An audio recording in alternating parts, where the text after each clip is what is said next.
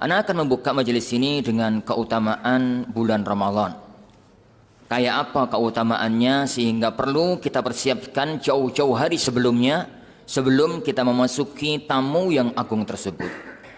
Karena tamu itu tidak akan lama, hanya 1 bulan. Dan 1 bulan itu cepat, tanggal 1 sampai tanggal 30, hari-hari itu akan lewat begitu saja apabila tidak dipersiapkan dengan sesuatu yang maksimal, tidak ditargetkan dengan amal yang maksimal. Maka hari-hari itu akan lewat dan kita tidak pernah tahu apakah Ramadan berikutnya nanti kita akan ketemu dengan bulan yang agung ini, ataukah Ramadan besok adalah Ramadan kita yang terakhir. Karena itu jemaah kaum muslimin yang dimuliakan Allah Subhanahu wa taala, ketahuilah bahwa bulan Ramadan itu adalah sebuah bulan yang dalam sejarah bangsa Arab itu bukan bulan yang diperhitungkan awalnya. Karena dalam hitungan 12 bulan itu ada 4 bulan mulia dan tidak termasuk Ramadan. Ngoten Ustaz. Ini kan anak ngaminkan aja iya gitu kan. Perhatikan firman Allah Subhanahu wa taala. Inna iddatasy syuhuri indallahi 12 syahran fi kitabillah. Yauma khalaqas samawati wal ard minha arba'atun hurum. Sesungguhnya hitungan bulan dalam setahun sejak Allah menciptakan langit dan bumi itu ada 12 bulan. 12 bulan itu, di antara 12 bulan itu ada 4 bulan yang haram, 4 bulan yang mulia, 4 bulan yang agung, 4 bulan yang sangat terhormat. 4 bulan itu apa para jamaah sekalian? 3 nyambung, 1 mencil. Mencil itu atau mencil itu? Misah gitu. 3 bulan nyambung, 1 bulan misah. 3 bulan nyambung itu Dzulqa'dah, Dzulhijjah, Muharram, Selok, Besar, Suro, istilah wong Jawa. Yang 1 bulan misah, nggak rentetan dengan bulan sebelumnya, nggak rentetan dengan bulan setelahnya, bulan Rajab. Ramadan tidak masuk dalam perhitungan, tidak masuk dalam bulan-bulan yang dimuliakan, tidak masuk dalam bulan-bulan yang diagungkan. Tapi begitu Allah menghendaki Ramadan menjadi bulan yang mulia, maka Allah Subhanahu wa taala menjadikan bulan itu menjadi bulan yang mulia dengan wasilahnya. Kata para ulama kita, Allah itu idza arada syai'an hayya'alahu asbabah. Allah itu apabila menginginkan sesuatu, Allah Subhanahu wa taala mempersiapkan sebab agar terwujudnya sesuatu tersebut. Nah, yang pertama, sisi kemuliaan Ramadan itu diawali dengan bulan tersebut adalah bulan turunnya Al-Quranul Karim. Kita semua tahu firman Allah Subhanahu wa taala, dan insyaallah hafal firman Allah Subhanahu wa taala, syahrul Ramadan alladzi unzila fihi al-Qur'an hudan lin-nasi wa bayyinatin minal huda wal furqan. Syahrul Ramadan alladzi unzila fihi al-Qur'an, bulan Ramadan yang diturunkan padanya Al-Quran. Apa makna ayat ini? Kita semua tahu para jamaah sekalian, Al-Quran itu tidak turun selalu di Ramadan. Al-Quran itu turun di Ramadan, turun di Syawal, turun di Dzulhijjah, turun di Muharram, turun di bulan-bulan yang lain.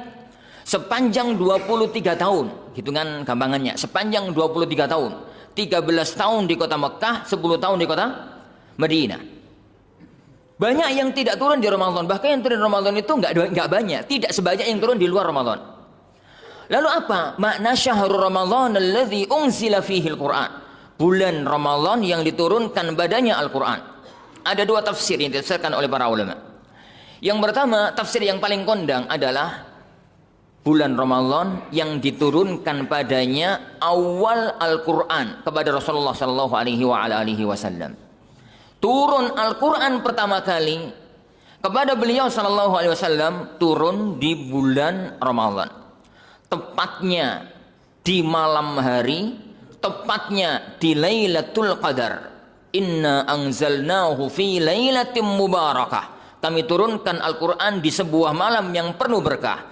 Inna anzalnahu fi lailatul qadar. Kami turunkan Al-Quran di malam Lailatul Qadar. Kalau kita gabung 3 ayat itu, maka kesimpulannya adalah Al-Quran itu turun di bulan Ramadan, di malam hari, tidak di siang hari, dan malam itu adalah malam Lailatul Qadar. Jadi malam Lailatul Qadar. Itu makna yang pertama. Makna yang kedua, makna ini disebutkan oleh sebagian para ulama, seingatan Abdullah bin Abbas dan yang lainnya dalam beberapa kitab tafsir, bahwa malam itu, malam Lailatul Qadar, malam di bulan Ramadan itu, yang turun pertama kali Al-Quran, sekaligus turun Al-Quran total 30 juz, 114 ayat, tapi turunnya tidak kepada Muhammad sallallahu alaihi wasallam. Turunnya dari Allah, dari Lauhul Mahfuz ke langit dunia, ke rumah Quran yang ada di langit dunia, namanya Baitul Izzah. Jadi bisa kita katakan, bulan Ramadan yang turun padanya Al-Quran itu turun semua dari Allah ke Baitul Izzah. Adapun yang melewati masa 23 tahun, maka itu yang turunnya kepada Rasulullah Muhammad sallallahu alaihi wasallam. Al-Quran itu firman Allah, Tuhan yang maha mulia, Tuhan yang maha agung, Tuhan yang maha segalanya. Maka apapun dan siapapun yang bersaitan dengan Al-Quran pasti mulia. Jibril alaihissalatu wassalam dipilih oleh Allah untuk membawa Al-Quran dari Allah kepada Muhammad sallallahu alaihi wasallam. Maka Jibril menjadi malaikat yang paling mulia. Bulan Ramadan dipilih oleh Allah untuk menjadi bulan awal turunnya Al-Quran, atau bulan turunnya Al-Quran pertama kali ke langit dunia. Ramadan yang tidak pernah dilirik oleh bangsa Arab tatkala itu melejit tiba-tiba menjadi bulan yang paling utama, mengalahkan Rajab, mengalahkan Dzulqa'dah, mengalahkan Muharram, dan dalam mazhab sebagian besar para ulama mengalahkan Dzulhijjah. Kota Mekkah yang dipilih oleh Allah menjadi tempat turunnya Al-Quran menjadi kota nomor 1 di muka bumi. Kota Madinah yang dipilih oleh Allah menjadi tempat turunnya Al-Quran menjadi kota haram kedua di muka bumi. Maka jamaah kaum muslimin, kaum muslimah yang dimuliakan oleh Allah, kalau kita kepingin menjadi orang yang mulia, dekatkan Al-Quran dengan diri kita, maka kemuliaan itu akan muncul. Khairukum man ta'allama al-Qur'ana wa 'allamah. Sebaik-baik kalian itu yang mengajarkan Al-Quran dan yang belajar Al-Quran dalam semua sisinya. Belajar membacanya, belajar maknanya, belajar hukumnya. Lihat ini ya, ini kebetulan ada di saku, Ustaz. Ini mushaf Al-Quran. Ini kebetulan tadi di saku. Ini mushaf Al-Quranul Karim 5 juz. Ini kertas ya, kawan. Ini kertas. Ya semua orang tahu juga ini kertas. Kertas itu bahan bakunya sama, dari kayu apa? Aku ya orang ngerti. Kayaknya dari leces ini. Pokoknya bahan bakunya kayu. Dicetak jadi koran, dicetak jadi buku tulis, dicetak menjadi buku apa? Buku pelajaran, dicetak menjadi apalah gitu ya. Sebagiannya dicetak, dituliskan padanya ayat-ayat Allah Subhanahu wa taala. Lihat. Kertas yang dituliskan padanya ayat-ayat Allah Subhanahu wa taala, kedudukannya amat sangat mulia. Karena dia bersentuhan dengan Al-Qur'anul Karim. Sama-sama kertas jamaah. Sama-sama kertas kaum muslimin. Kertas yang satu berwujud koran. Masih ada ya korannya? Ini. Jangan-jangan setelah ada Android nggak ada koran. Ini. Ada yang berwujud koran. Selesai dibaca hari itu, besok untuk bungkus bawang, bungkus kacang. Ada yang berwujud buku pelajaran, buku tulis. Selesai 1 tahun ajaran, dijual ke tempat rongsokan. Entah mau jadi apa. Bungkusnya kacang, bungkusnya jagung, bungkusnya ini apa? Lombok. Tapi kertas yang tertuliskan padanya Al-Quran, tidak ada orang berani menyentuhnya dengan kejelekan. dia sobek, dia jatuh, nggak bisa disapu sembarangan. Harus diambil, diletakkan di tempat yang mulia. Tidak bisa ini diletakkan sembarangan, ditaruh di saku belakang gitu. Ditaruh di mana? Apa bedanya antara kertas ini dengan kertas-kertas yang lain? Bedanya, kertas ini tertuliskan padanya kalamullah azza wa jalla, firman Allah subhanahu wa ta'ala. Maka ana ulang, kalau mau menjadi mulia dan dimuliakan, sentuhlah Al-Quran, dekatlah dengan Al-Quran. Karena orang itu semakin dekat dengan Al-Quran, maka dia akan semakin mulia di hadapan Allah subhanahu wa ta'ala. Khairukum man ta'allama al-Qur'ana wa 'allama. Al-Quran itu ajaib ya kawan. Kelas hanya membacanya tok. Mau faham, mau tidak faham, pahalanya sangat agung. Man qara'a kitaballah falahu bikulli harfin hasanah wal hasanatu bi asyri amsalha wa la taqulanna alif lam mim harf walakin alimun harf wa lamun harf wa mimun harf. Barang siapa membaca kitabullah, maka per hurufnya dia mendapatkan satu kebaikan, dan satu kebaikan berbalas 10 pahala.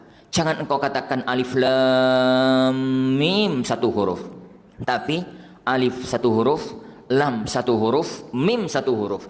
Jangan katakan, jadi kenapa kok Rasulullah SAW itu membuat contoh alif lam mim, nggak membuat contoh alhamdulillahirabbil alamin? Karena alif lam mim itu dibuat contoh yang paling enak, karena maknanya tidak diketahui dengan pasti. Makna alif lam mim itu yang pertama. Jadi Ramadan menjadi bulan yang melejit, menjadi bulan yang utama, menjadi bulan yang agung. Padahal sebelumnya tidak pernah dikenal oleh sejarah, tidak pernah diperhatikan oleh manusia, karena bulan itu Allah pilih menjadi bulan turunnya Al-Quran. Bulannya menjadi bulan yang sangat mulia, dan tanggal turunnya, hari turunnya menjadi malam termulia sepanjang tahun. Malam apa? Lailatul Qadar. Kalau begitu malam turunnya Al-Quran itu malam berapa nggih? Kok 17 Ramadan jadi malam Lailatul Qadar? Nah itu nanti Ustaz Syafiq yang bahas. Ini anak gak bisa bahas itu. Gak jadi Ustaz. Melenceng dari tujuan kalau bahas itu. Karena nanti membahas khilaf yang agak panjang dikit. Jadi melenceng dari tujuan, gak jadi. Itu aja lah. Untuk PR ya.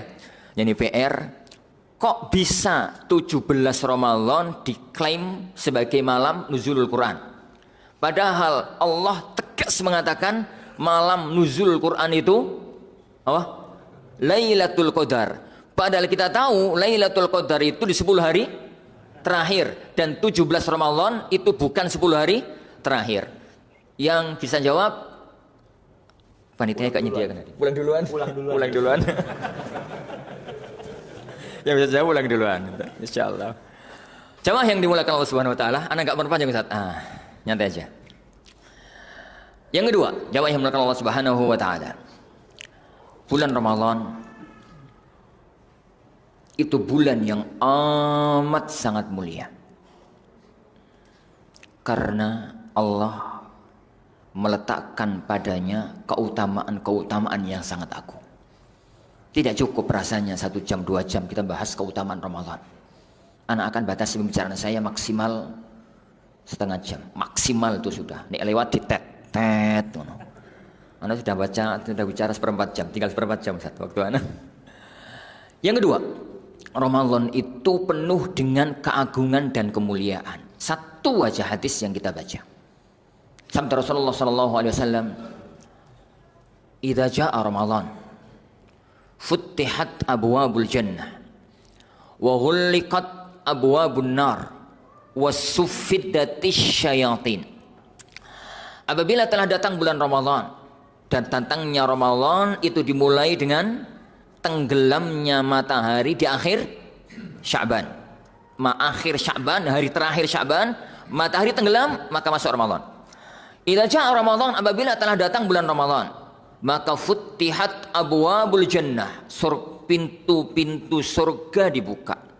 Wa ghulliqat abwabun nar, pintu-pintu neraka ditutup. Wa suffidatis syayatin, dalam riwayat yang lain wa suffidat maradatus syayatin, dan dibelenggu setan-setan.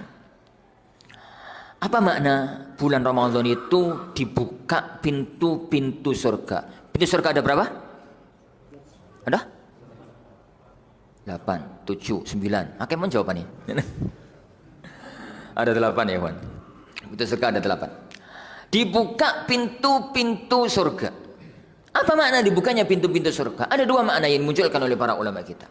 Makna yang pertama, dibuka pintu surga dalam arti memang surga pintunya dibuka pada bulan Ramadan.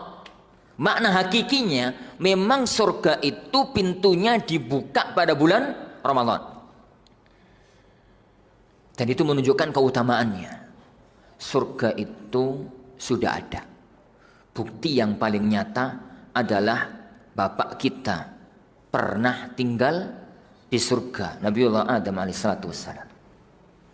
Lah, pintu surga itu banyak sesuai dengan amal-amal utama yang bisa dimasuki orang dengan amal tersebut. Semuanya dibuka oleh Allah Subhanahu wa taala untuk bulan Ramadan. Itu makna yang pertama. Makna yang kedua para jamaah yang dimulakan Allah Subhanahu wa taala adalah makna majaz, makna kiasan dari makna yang pertama. Dibukanya pintu surga artinya adalah dibukanya semua amal kebajikan yang barang siapa mengamalkan dan memaksimalkannya, maka dia akan masuk ke dalam surganya Allah Subhanahu wa taala. Pintu surga itu apa saja namanya? Siapa tahu? Ini yang dapat jawab boleh pulang duluan kata Ustaz. Ini. Pintu puasa namanya pintu Rayyan. Terus pintu sedekah. Terus pintu salat. Terus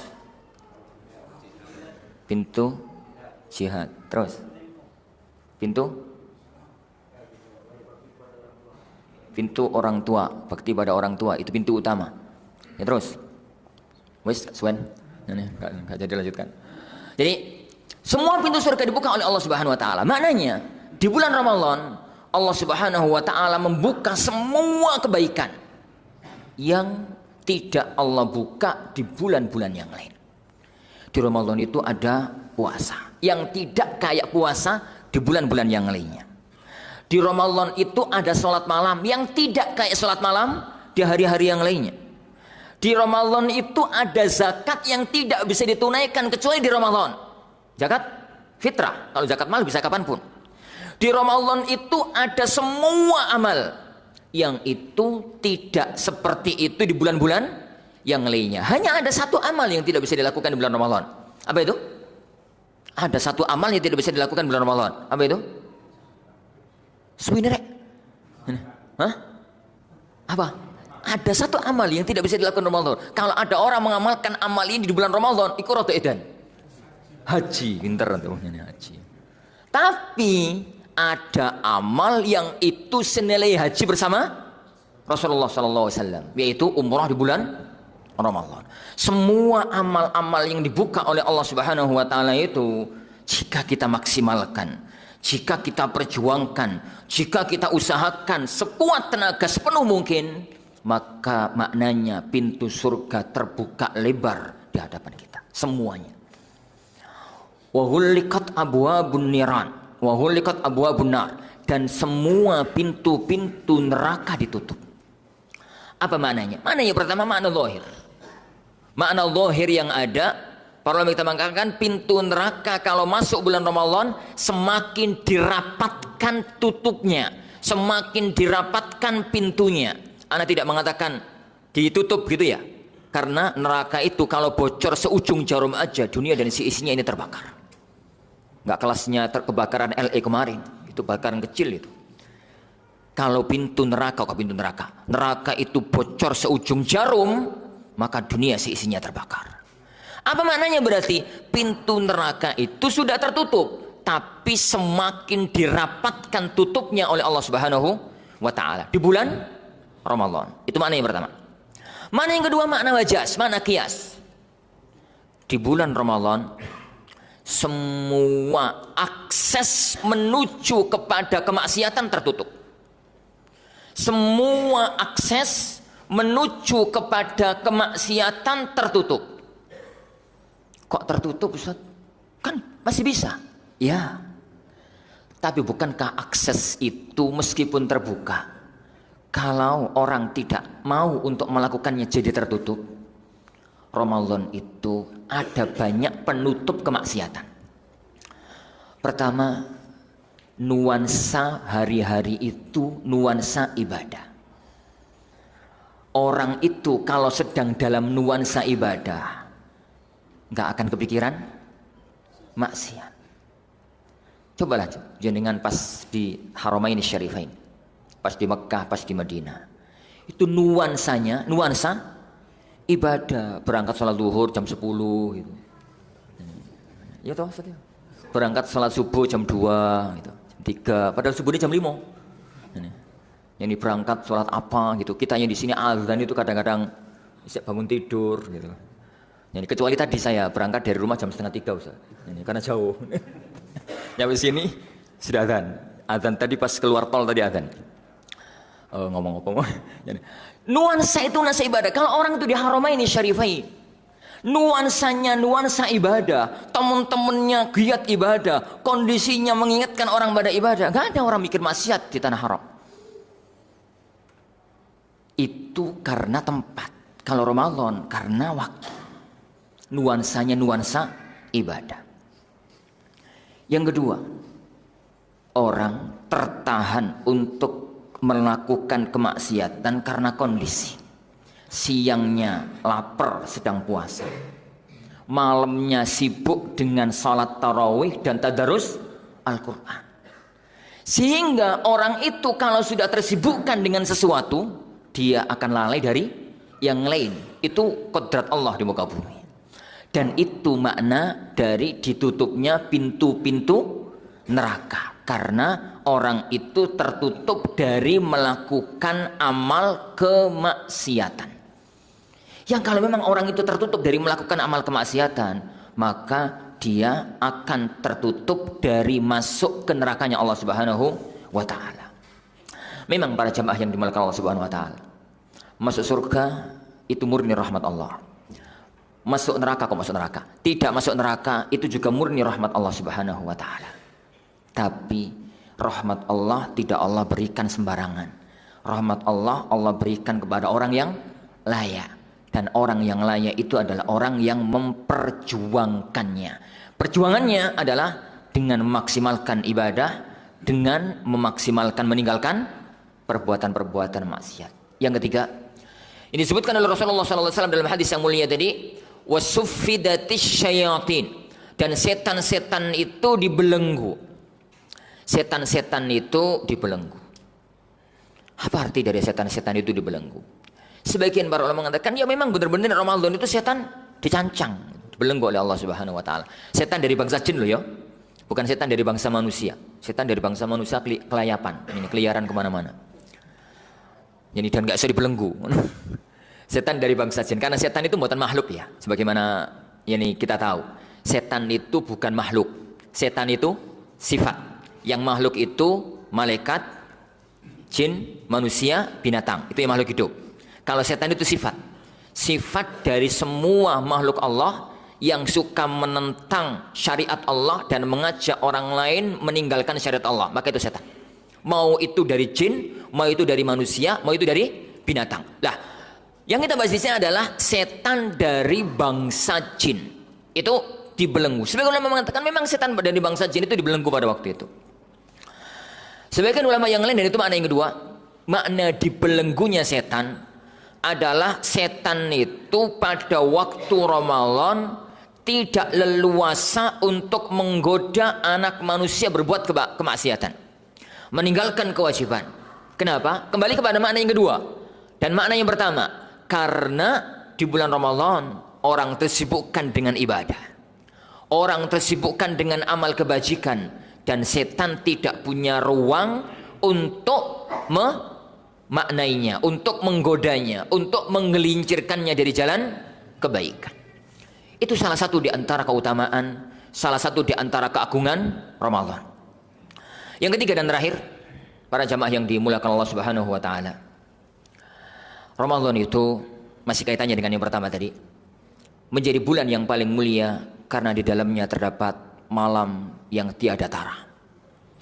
Malam Lailatul Qadar. Malam ini adalah anugerah untuk kita umat Islam, umatnya Muhammad sallallahu alaihi wasallam. Kenapa? Umat kita itu dibatasi oleh Allah normalnya ya 60 sampai 70 tahun. A'maru ummati ma baina 60 ila 70. Umurnya umatku itu antara 60 sampai 70 tahun. Wa qalla man tajawaza dzalik.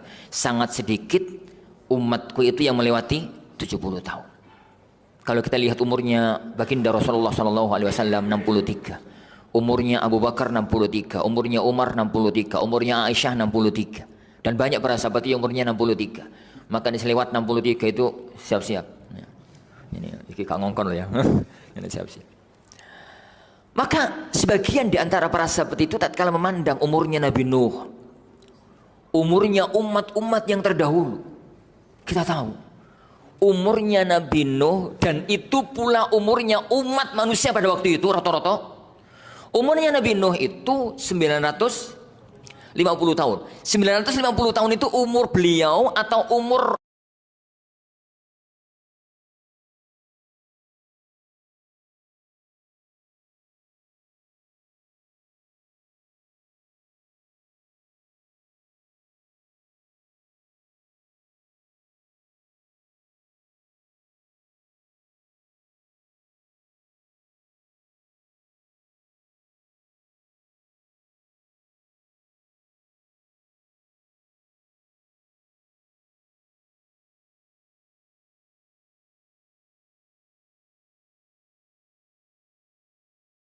beliau itu yang mendarat di Bukit Judi langsung wafat atau masih ada umur?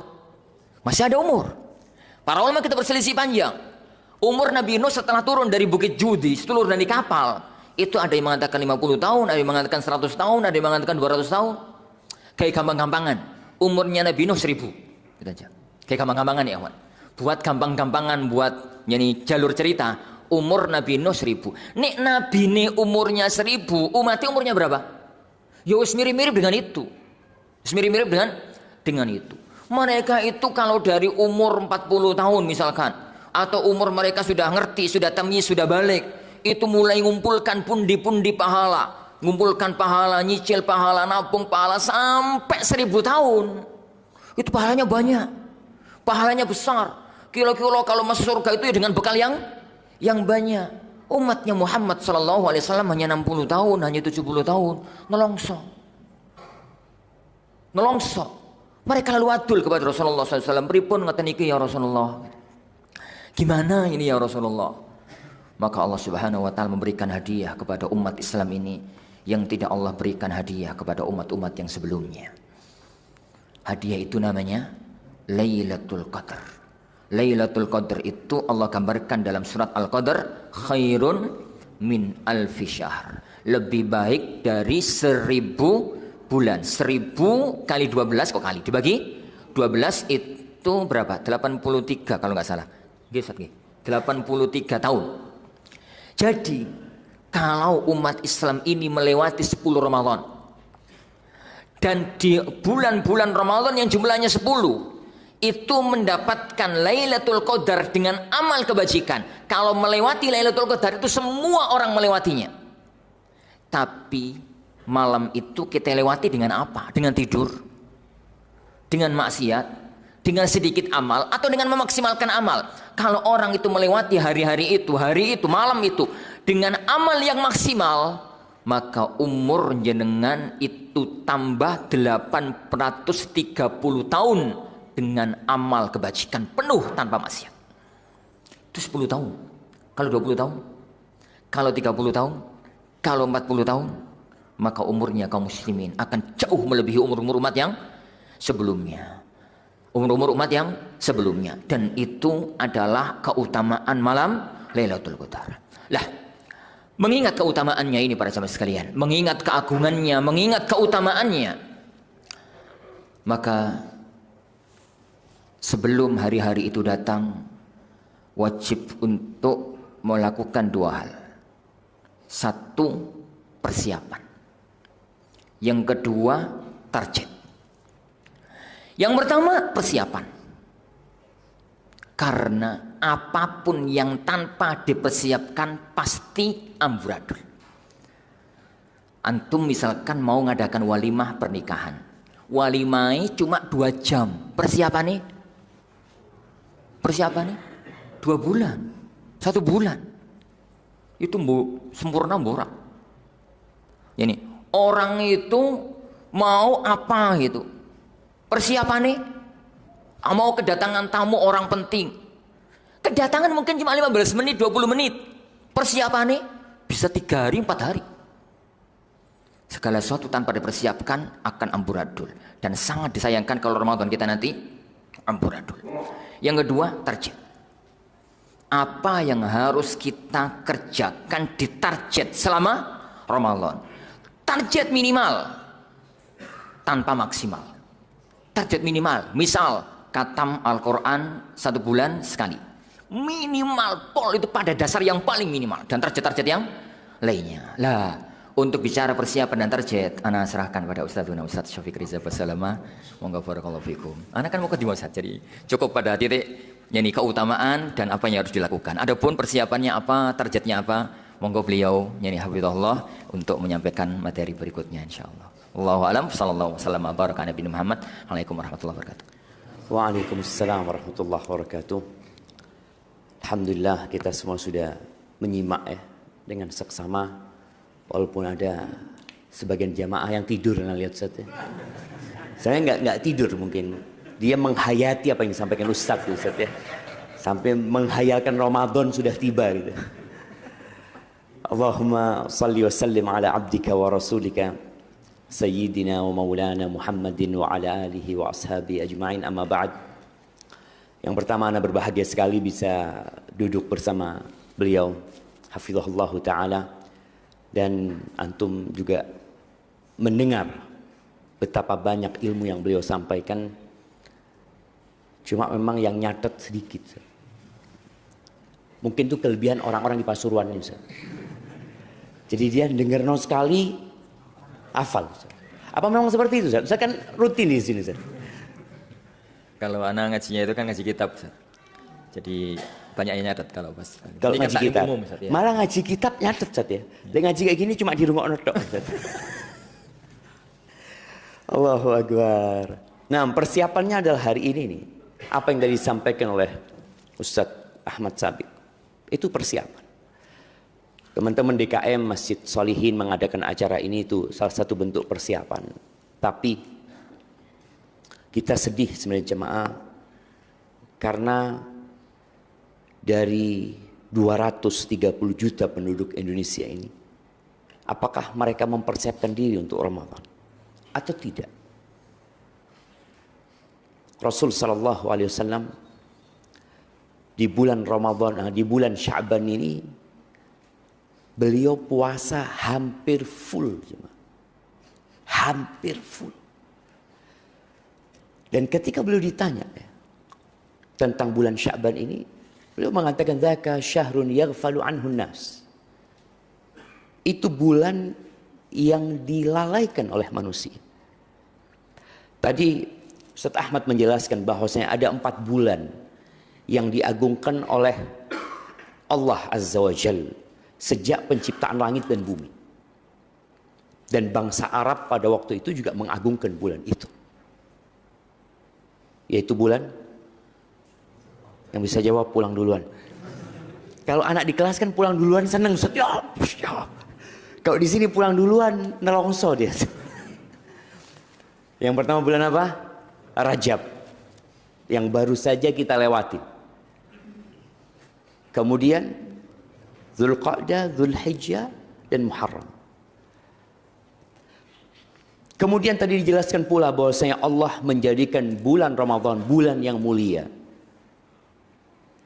Karena ada sebab-sebab yang Allah sudah tetapkan. Diturunkannya Al-Quran, diwajibkannya puasa di bulan Ramadan ini. Ada 1 bulan yang kejepit sekarang di antara Rajab yang dimuliakan oleh Allah Azza wa Jalla dan dimuliakan oleh bangsa Arab pada waktu itu, dan bulan Ramadan yang Allah muliakan dan dimuliakan oleh umat Islam. Karena kalau yang nggak Islam nggak akan memuliakan bulan Ramadan.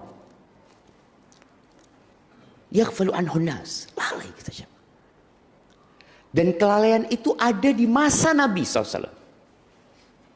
Padahal di masa itu orang-orang Arab itu yang dihafal hanya bulan-bulan Qamariyah.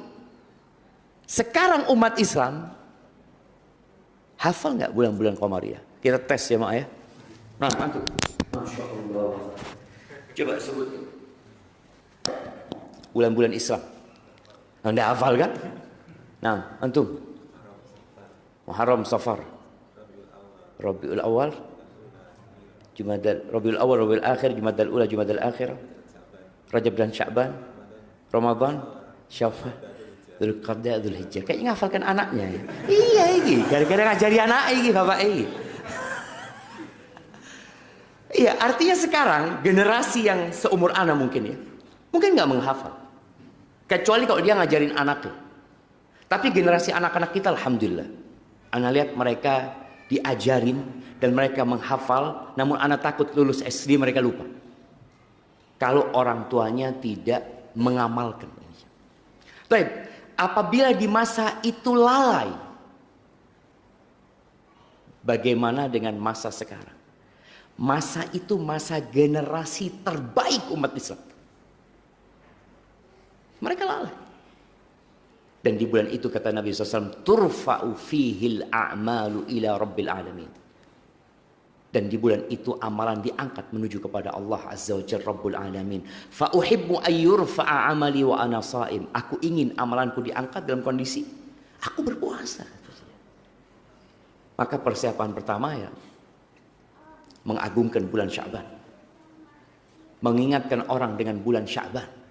Dan persiapan Ramadan itu sebenarnya 6 bulan sebelumnya.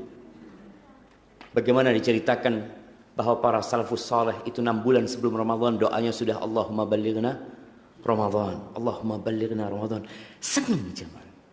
Jadi tumbuhkan di hati kita ini kegembiraan dengan bulan Ramadan. Ada sebagian yang tanya, Ramadan kurang pirang dino? Saulan meneh, astagfirullah, saulan meneh ya. Jadi semakin mendekat ke Ramadan, semakin khawatir Ustaz. Ndak iso mangan meneng, ndak iso sarapan, ndak iso ini iku. Bahkan orang menjadikan bulan Sya'ban bulan kuliner. Dia bagaimana ini sarapan terakhir jemaah. Esok Ramadan. Kok sarapan terakhir? Maka ahibati fillah, persiapan pertama adalah dia memperbanyak puasa di bulan Sya'ban ini. Rasul sallallahu alaihi wasallam itu istrinya berapa? 9. Ramadan puasa hampir full. Ini yang tidak punya istri tidak poso jangan. Bojone situ tidak poso. Nah, alhamdulillah bisa mengontrol syahwat ana. Allahu Akbar. Jadi memang sebagian kita itu nggak semangat jemaah untuk mendekatkan diri kepada Allah dengan ibadah puasa sunnah ini. Tadi Ustadz Sabik juga menjelaskan bahwasanya ada 8 pintu surga yang salah satu pintunya adalah Ar-Rayyan. Pintu buat orang-orang yang rajin puasa sunnah. Yang dia punya spesialisasi anak puasa sunnah. Nabi puasa sunnah alaihissalatu wassalam. Apa pahala puasa?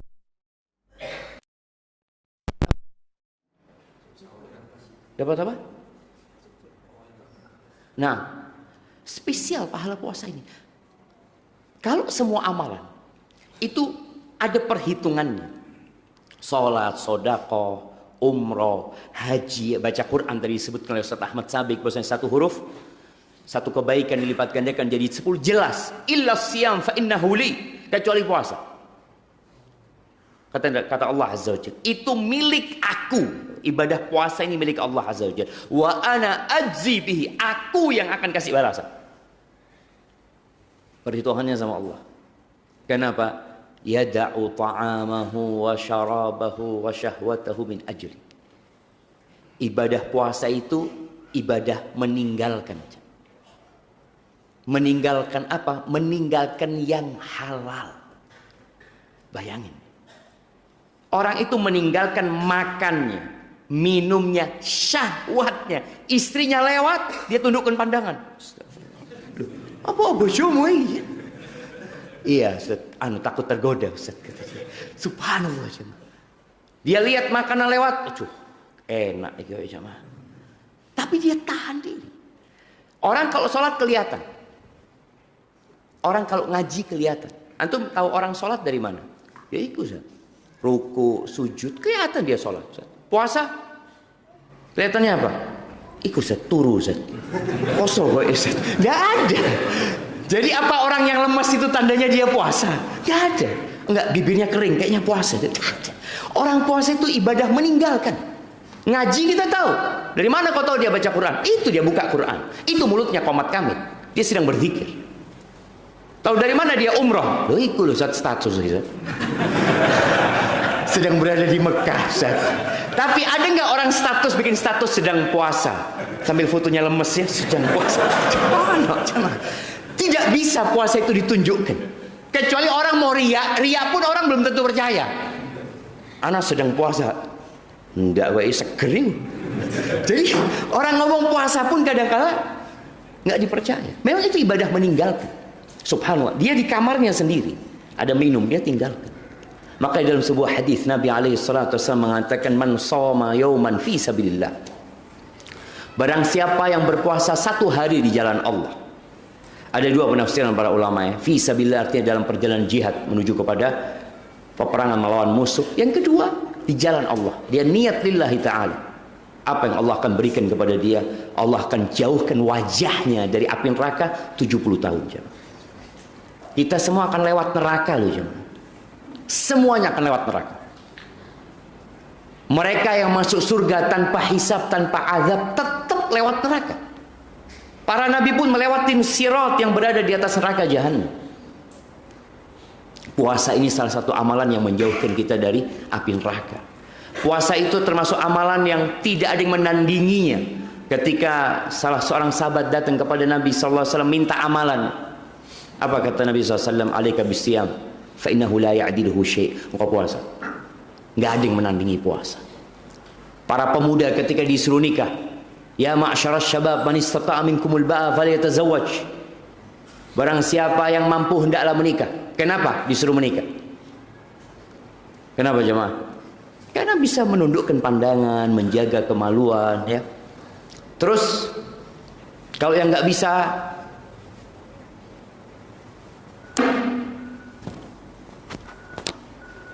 kalau yang nggak bisa nikah,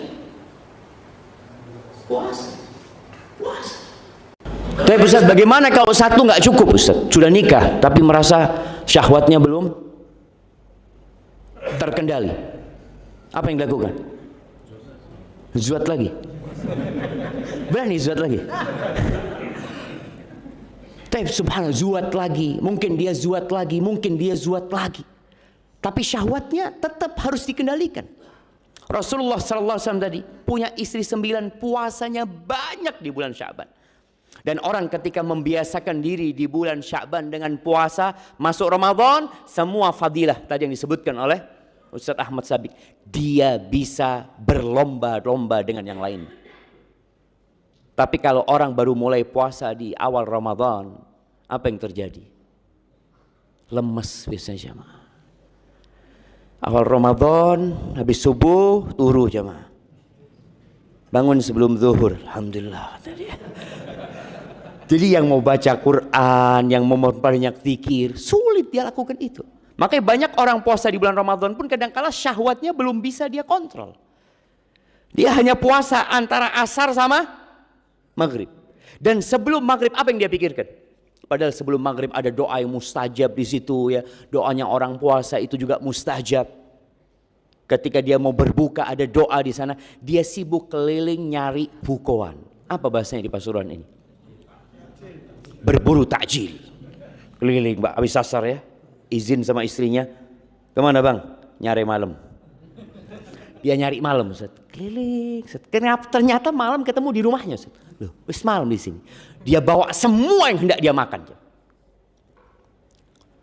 Maka tolong target yang disebutkan oleh Ustaz Ahmad Sabik itu dicatat dari sekarang. Rasulullah SAW waktunya puasa, apa yang beliau makan jamaah? Apa? Rutop kalau ada. Kalau nggak ada rutop, kurma. Nggak ada kurma, minum air jamaah. Setelah itu berangkat sholat. Maka usahakan mulai Ramadan ini berbuka rutop. Alhamdulillah sekarang Masya Allah ya.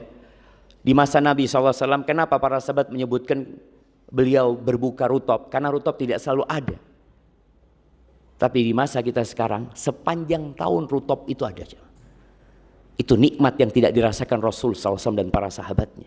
Ada freezer yang rutop itu bisa bertahan. Kalau enggak, kurma kering. Maka makan rutop, soli terus. DKM ini ngadakan buka bersama Ramadan. Sudah. Buka rutop, soli. Kayaknya nggak ada yang buka di sini. Anda berbuka rutop sholat. Habis sholat mau yukul. Dan subhanallah, sekarang mereka yang meneliti bagaimana orang ketika puasa terus berbuka rutop ya. Karena disebutkan orang ketika perutnya kosong itu memang nggak boleh makan yang gula-gula itu cuma. Membahayakan dia. Tapi ketika dia rutop, ternyata rutop ini sejenis buah. Apalagi ya rutopnya rutop ajwa umpamanya. Itu rutop tidak mengeluarkan glukosanya secara langsung jemaah. Pelan-pelan dia jemaah. Makanya sehat Rasul sallallahu alaihi wasallam. Sedangkan kita bukone tetap saat rutop. Ya, rutop 3. Habis gitu kabeh sing ngono. Gorengan, kolak, apa lagi? Makanan-makanan Ustaz yang tidak ada di luar Ramadan, di Ramadan ada. Dan seakan-akan bulan Ramadan itu bulan wisata kuliner. Dan harga makanan di bulan Ramadan naik. Yang seharusnya ketika umat Islam itu berpuasa turun harga itu jemaah. Berarti ada yang nggak benar dari puasa kita. Tadi target orang itu nggak dia buat gitu loh. Maka targetkan tadi. Anak Ramadan tahun ini insya Allah lebih baik daripada Ramadan tahun lalu. Jadi berbukanya, tadi dimulainya dengan bulan Sya'ban. Sudah bulan Sya'ban. Tidak harus sahur puasa itu. Orang kadang-kala kalau tidak sahur, aduh tidak iso puasa. Rasul SAW kadang-kala puasanya itu dimulai di pagi hari. Malam nggak niat puasa beliau di bulan Sya'ban ya. Artinya di bulan selain bulan Ramadan, selain puasa wajib ya. Beliau tanya di rumahnya, ada yang bisa dimakan? Tidak ada. Sudahlah, anak puasa hari ini. Sallallahu alaihi wasallam seperti itu. Tapi kemudian persiapan kedua itu persiapan doa. Antum benar-benar ingin sampai bulan Ramadan atau tidak? Orang kalau mencintai sesuatu, dia akan terus memohon kepada Allah, ya Allah sampaikan aku ke bulan Ramadan ya Allah. Kemudian yang ketiga, persiapan ilmu. Karena Ramadan ini setahun sekali, tidak seperti sholat yang sehari 5 kali. Kadangkala ilmu kita tentang sholat itu sudah mencukupi. Walaupun kita tetap harus menyegarkan ilmu tersebut ya. Tapi kalau Ramadan setahun sekali. Antum pelajari lagi fikih Ramadan ya. Dipelajarin lagi fikih iktikaf tadi berkaitan dengan mencari Lailatul Qadar ya. Kemudian fikih berkaitan dengan apa yang membatalkan puasa umpamanya dipelajari lagi. Kemudian bagaimana para salafus soleh mereka menghadapi bulan Ramadan, apa yang mereka kerjakan di bulan Ramadan. Hal-hal itu akan memotivasi kita untuk masuk ke bulan Ramadan. Membaca Al-Quran. Bulan Sya'ban ini disebut Syahrul Qurra. Bulannya orang-orang penghafal Al-Quran. Bulannya orang-orang yang suka membaca Al-Quran. Mereka mulai baca Quran di bulan Sya'ban. Karena ketika mereka berpuasa, itu orang punya banyak waktu. Antum nggak perlu mikirkan sarapan. Antum nggak memikirkan makan siang. Antum punya waktu banyak ketika dalam kondisi puasa untuk membaca Al-Quran. Maka targetkan di bulan Sya'ban ini hatam Quran. Kan bukan bulan diturunkannya Al-Quran. Tadi udah disebutkan sama beliau. Quran itu diturunkan sepanjang tahun. Sepanjang tahun Al-Quran itu diturunkan. Tapi khusus penurunan di awalnya di bulan Ramadan atau penurunan dari Lauhul Mahfuz ke Baitul Izzah itu di bulan Ramadan dan di malam Lailatul Qadar. Maka usahakan antum membaca Al-Quran. Kenapa sebagian kita targetnya itu nggak pernah tercapai di bulan Ramadan? Ustaz Ahmad menyebutkan targetnya itu jangan maksimal, minimal. Anak pernah ke penjara Sukamiskin, Ustaz. Penjara elit sih jemaah. Karena yang masuk ke sana orang-orang pintar aja. Cerita mereka, Ustaz, alhamdulillah Ustaz, kita di 10 hari terakhir itu jamaah-jamaah yang penjara iktikaf, kemudian kita sholat malamnya itu satu malam 3 sampai 4 juz Ustaz. Sholat malamnya jamaah. Masjid ini berapa juz? Nah, berapa juz? Ustaz, 1/4 juz. Targetnya kayak gitu Ustaz. 1/4 juz. Mereka itu 3-4 juz semalam jamaah. Apa nunggu masuk penjara antum baru mau 4 juz? Artinya kalau di luar santai, masuk penjara karena nggak ada kerjaan Ustaz, seperti itu. Subhanallah. Kadang-kadang kita itu harus dipaksa jamaah. Rasulullah Sallallahu Alaihi Wasallam 1 rakaat pernah beliau sholat malam 5 juz jamaah. Beliau baca Al-Baqarah, baca Ali Imran, atau di hadis juga dengan baca An-Nisa, baca Ali Imran. 1 rakaat. Beliau sudah diampuni dosa-dosa beliau yang lalu dan akan datang. Kita imamnya baca 1 juz 1 rakaat. Assalamualaikum, imamnya jamaah dahulu. Tapi teman-teman di Surabaya, Masya Allah Ustaz, Anda lihat ya, itulah, jadi ilmu itu membuat orang jadi semangat. Ilmu itu membuat orang jadi berapi-api. Karena fadilah sebuah tempat, fadilah waktu, itu membuat orang bersemangat untuk menyibukkan diri dengan hal-hal ketaatan kepada Allah. Di Surabaya itu ada teman di musola, tapi jangan kita sholat Ustaz 1 rakaat 1 juz Ustaz. Tapi yang sholat ya 12 orang. Dan nggak banyak Ustaz, ada yang baru mulai kalau imamnya mau ruku Ustaz. Jadi kalau imamnya mau ruku, dia cuma dapat 1 juz kan. Rakaat keduanya aja yang dia full. Tapi untuk rakaat pertama itu tunggoni Ustaz, pura-pura nyapu kayak bersih-bersih ini itu nanti ya. Imamnya mau rukuk, bismillah, Allahu Akbar. Tapi alhamdulillah dia masih dapat 1 juz. Inilah yang disebutkan tadi target. Ilmu itu disampaikan terus ke jamaah, terus disampaikan tentang Rasul SAW, tentang para sahabat ya, sehingga dia termotivasi. Nabi SAW beliau sholat malam itu sampai berhentinya orang takut sahurnya nggak bisa jamaah. Mereka cepet-cepetan pulang untuk sahur jamaah. Karena waktunya mepet jamaah. Iya, tapi generasi kan turun Ustaz. Namun adalah Allah ketika menyebutkan as-sabiqun as-sabiqun, Ustaz Ahmad Sabiq ya, mudah-mudahan beliau termasuk as-sabiqun wa nahnu kullun insyaallah Ustaz. Allah mengatakan thullatum minal awwalin wa qalilun minal akhirin. Kebanyakan orang yang masuk as-sabiqun al-muqarrabun itu adalah dari orang-orang dahulu. Tapi ada sedikit dari orang-orang yang akan datang. Maka semoga kita bisa bersemangat untuk menjadi orang-orang yang berlomba dalam kebaikan ya. Maka usahakan tadi target masjid dinaikkan ya. Tiap tahun tadi bukan tetap seperti itu. Alhamdulillah masjid itu banyak jemaah. Orang yang mau pendek bisa milih. Iya, orang yang mau cepat bisa milih. Tapi orang yang mau panjang sulit mau milih dia. Di mana anak kalau mau sholat panjang itu? As-solihin. Masya Allah. Sampai sini buka pintu loh. Perak telu jamaah. Akhirnya dia pindah masjid. Tapi nggak apa-apa jamaah. Artinya tadi mudah-mudahan kita bisa mempersiapkan diri dengan apa yang pertama tadi kita bicarakan. Persiapannya apa? Puasa, doa, lalu ilmu, kemudian yang keempat amalan-amalan yang semua yang akan diamalkan di bulan Ramadan mulai diamalkan di bulan Sya'ban ini. Baca Quran, sebagian salafus saleh ya, baca Quran itu di luar Ramadan 7 malam dia hatam. 7 malam hatam. Berarti 1 malamnya berapa juz? Ya 4 juz lah. 7 malam dia hatam. Ketika masuk Ramadan 3 malam dia hatam. Prosesnya itu jelas. Ketika masuk 10 hari terakhir, tiap malam dia hatam. Tidak mungkin. Kita itu kalau ngelihat orang ngangkat beban, kadang-kadang kita ngelihat orang ngangkat beban 400 kilo. Gerakan deadlift dia angkat. Loh, kuati wong iki. Kita lihat nyata. Cuma antum tidak pernah melihat bagaimana proses dia menuju ke sana. Kita ingin langsung seperti itu, ya nggak mungkin. Nggak mungkin.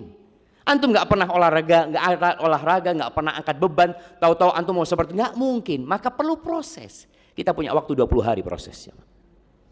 Mungkin 20 hari ini kita, tadi yang kalau targetnya anak paling nggak Ramadan Ustaz hatam 5 kali. Berarti kalau 5 kali, berapa hari sekali antum hatam? Antum itu. Kemudian antum bikin target, anak insya Allah Ramadan mau bikin takjil buat tetangga-tetangga. Paling tidak sehari 10 anak bagikan ke tetangga-tetangga. Karena memang man fattara sha'iman falahu mithlu ajrih. Orang yang memberikan buka kepada orang yang puasa, dia akan dapat pahala seperti yang puasa. Oh insya Allah anak akan beli kurma lah insya Allah 10 kilo. Anak bungkusin 1 kilo, anak bagikan ke tetangga-tetangga. Jadi ada target. Apalagi yang antum mau targetkan, anak mau umrah insya Allah di bulan Ramadan ini. Untuk mendapatkan tadi, ini amalan yang tidak bisa diamalkan di Ramadan cuma 1 haji. Tapi Ustaz Ahmad Sabik jelaskan ternyata walaupun amalan itu tidak bisa diamalkan kecuali di bulan haji, di bulan Ramadan ada umrah yang seperti haji, bahkan haji bersama Rasul sallallahu alaihi wasallam. Targetkan dah, anak mau umrah. Kalau tahun ini mungkin enggak, tahun depan anak mau nabung, anak mau umrah di bulan Ramadan. Tapi kalau antum hidup tanpa target jamaah, ya antum ya alladzi fi. Insyaallah Ustaz, jangan berlebih-lebihan dalam beragama Ustaz. Kita biasa-biasa aja. Enggak, target itu target tidak berlebih-lebihan. Target yang utama, khususnya yang beliau jelaskan tadi. Lailatul Qadar. Orang kalau targetnya jelas, insya Allah 10 pertama aku akan ini, 10 kedua aku akan ini, 10 terakhir tutup toko. Mampu tutup toko antum jemaah? Ustaz. Ya Ustaz, tutup toko Ustaz. Suruh orang jaga. Dan ujiannya jemaah. Pahala yang besar itu akan ada ujian yang besar. Dan ternyata di 10 hari terakhir khususnya dalam kondisi sekarang ini yang rame itu pasar jemaah. Orang 10 hari terakhir itu targetnya sudah bukan Ramadan tapi Idul Fitri. Nggak ada target Idul Fitri itu sebenarnya. Karena Idul Fitri nggak perlu ditargetkan, dia akan datang sendiri. Datang dia. Urusan beli baju di bulan Syaban, yang mau beli baju, yang mau beli kue, dan bapak-bapak usahakan ya, ketika 10 hari terakhir istrinya sudah bebaskan tugas. Itu target juga. Istriku 10 hari terakhir kok nggak perlu masak. Ini tak kasih fulus, beli wes. Aku ingin kau juga mendapatkan Lailatul Qadar yang banyak pahalanya. Karena Lailatul Qadar ini akan lewat ya, Ma. Ada orang yang berburu Lailatul Qadar itu sehari-sehari. Kan di malam ganjil, Ustaz. Iya, ternyata malam ganjil itu hitungannya dari belakang. Dan bisa jadi malam genap kalau dihitung dari awal. Maka Rasulullah SAW itu nyari Lailatul Qadar itu full di 10 hari terakhir. Full sudah. Pokoknya mesti dapat insya Allah ketika dia melakukan itu imanan wahtisaban. Dan yang terakhir jamaah, jangan salah pilih kawan. Antum sudah lihat nih, Ramadan anak nggak mau sama fulan ini. Nggak apa-apa. Dan sebagian ustadz itu ketika masuk bulan Ramadan, dia keluar dari semua grup jamaah. Anak lihat. Dia pamitan, minta maaf ya. Ana keluar dulu dari grup ini. Ketemu lagi bulan Syawal. Kalau enggak, grup itu akan menyibukkan antum. Berapa banyak orang sibuk membuka grup sampai iktikaf pun. Buka grup dia. Usahakan iktikaf, HP Ana tinggal di rumah. Tinggal di rumah. Itu target. Orang mau apa datang ke Ana. Orang punya perlu apa dia tahu sudah Ana nggak akan pegang handphone lagi. Itu mungkin sedikit yang bisa Ana sampaikan.